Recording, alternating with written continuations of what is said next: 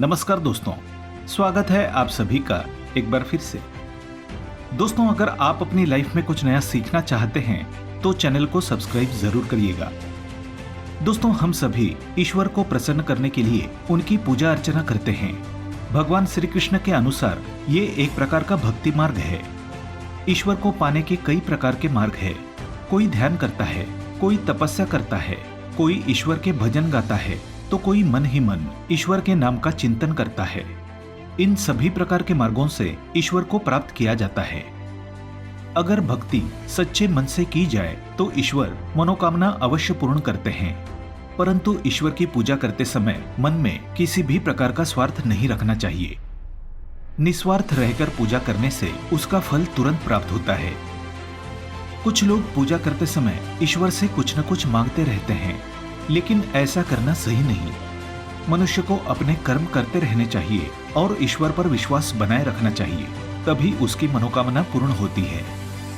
जब भी आप घर में देवी देवताओं की पूजा करते हैं तो इन बातों को अवश्य ध्यान में रखें। शास्त्रों में कुछ ऐसे कार्य बताए गए हैं जिन्हें करने से मनुष्य अपवित्र हो जाता है और ऐसी अवस्था में पूजा करने से इसे देवी देवताओं का अपमान माना जाता है। जिनकी हम पूजा करते हैं उनके सामने अपवित्र होकर जाना भी अनुचित होता है। इसलिए आज हम आपको बताने जा रहे हैं ऐसे 6 काम जिन्हें करने के बाद पूजा करना अनुचित होता है। इससे देवी देवता नाराज हो जाते हैं, साथ ही घर में नकारात्मकता बढ़ने लगती है।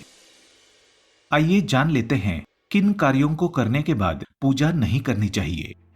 लेकिन दोस्तों, उससे पहले आपसे रिक्वेस्ट करते हैं कि वीडियो को लाइक जरूर करिएगा, दोस्तों को शेयर कर दीजिएगा और अगर आपने अभी तक चैनल को सब्सक्राइब नहीं किया है तो चैनल को सब्सक्राइब करके बेल आइकन जरूर दबाइएगा। दोस्तों, पूजा करते समय ध्यान में रखें ये बातें। पूजा में दीपक सही जगह पर रखना चाहिए। घी का दीपक हमेशा दाईं तरफ और तेल का दीपक बाईं ओर रखना चाहिए। जलपात्र, घंटा और धूपदानी जैसी चीजें हमेशा बाईं तरफ रखें। भगवान को स्नान कराने के बाद चंदन टीका कराते हैं। इस दौरान ध्यान रहें कि देवी देवताओं को हमेशा अनामिका अर्थात हाथ की तीसरी उंगली से तिलक या सिंदूर लगाएं। भगवान की आरती की तैयारी करते समय एक दीपक से दूसरा दीपक, धूप या कपूर ना जलाएं। पूजा में अगर किसी सामग्री की कमी रह जाए तो परेशान ना हो या पूजा बीच में ना छोड़ें। ऐसे में भगवान को चावल और फूल चढ़ाएं और मन में उस चीज का ध्यान करें। इन कामों के बाद ना करें पूजा। पहली बात, बिना स्नान किए। मनुष्य को उठने के तुरंत बाद पूजा घर में नहीं जाना चाहिए। स्नान आदि करके पवित्र होकर ही पूजा स्थल पर जाना चाहिए। बिना स्नान किए पूजा करना, प्रसाद ग्रहण करना, देवी देवताओं की मूर्ति को स्पर्श करना अशुभ माना जाता है। दूसरी बात, मलमूत्र का त्याग करने पर किसी भी स्त्री या पुरुष को इस बात का खास ख्याल रखना चाहिए कि स्नान करने के बाद यदि मल मूत्र का त्याग करते हैं तो उसके बाद देवी देवताओं की पूजा ना करें, क्योंकि मल मूत्र त्याग के पश्चात व्यक्ति अपवित्र हो जाता है। इसलिए पुनः स्नान करने के पश्चात ही पूजा करें। अगर केवल दर्शन करने हो तो हाथ पैर धोकर मुंह में पानी लेकर ही दर्शन को जाएं। तीसरी बात, रति क्रिया।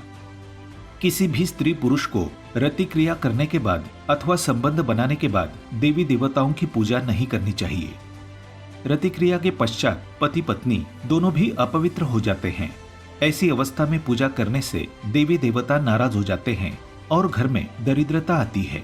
अतः रति क्रिया के बाद स्नान कर पवित्र होकर ही पूजा करें। चौथी बात, श्मशान से लौटने के बाद। अगर श्मशान में जाते हैं तो लौटने के बाद स्नान करने के पश्चात ही घर में प्रवेश करना चाहिए। इसके पीछे वैज्ञानिक कारण ये भी है, श्मशान में कई तरह के कीटाणु रहते हैं जो मनुष्य के शरीर को चिपक जाते हैं, जिससे व्यक्ति बीमार भी पड़ सकता है। इसी कारण श्मशान से लौटने के बाद स्नान करके ही घर में प्रवेश करें। पांचवी बात, मांसाहार अथवा मद्यपान के बाद। किसी भी मनुष्य को ये अधिकार नहीं है कि वो किसी अन्य प्राणी के प्राण हर लें अथवा उन्हें मारकर खाएं। ये घोर पाप की श्रेणी में आता है। अगर कोई व्यक्ति मांसाहार अथवा मद्यपान करता है तो उसे भगवान की पूजा में नहीं जाना चाहिए।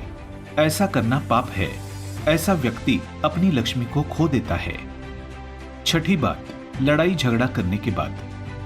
अगर किसी के साथ लड़ाई झगड़ा होता है तो उस व्यक्ति को पूजा नहीं करनी चाहिए। लड़ाई झगड़े के बाद मनुष्य का मन अपवित्र हो जाता है। उसके मन में तरह तरह के बुरे विचार आते हैं। ईश्वर की पूजा केवल पवित्र मन से करनी चाहिए, तभी उसका फल मिलता है। इसी कारण से लड़ाई झगड़े के बाद पूजा ना करें। तो दोस्तों, ये थे वो कार्य जिनके बाद पूजा करना वर्जित माना गया है। आज के लिए बस इतना ही। दोस्तों, अगर आपको ये वीडियो पसंद आया है तो वीडियो को लाइक करिएगा, दोस्तों को शेयर जरूर करिएगा और चैनल को सब्सक्राइब करके बेल आइकन जरूर दबाइएगा ताकि आने वाला नॉलेजेबल वीडियो आपको सबसे पहले मिले। दोस्तों, मिलते हैं अगले वीडियो में। तब तक के लिए good bye and thanks for watching my video.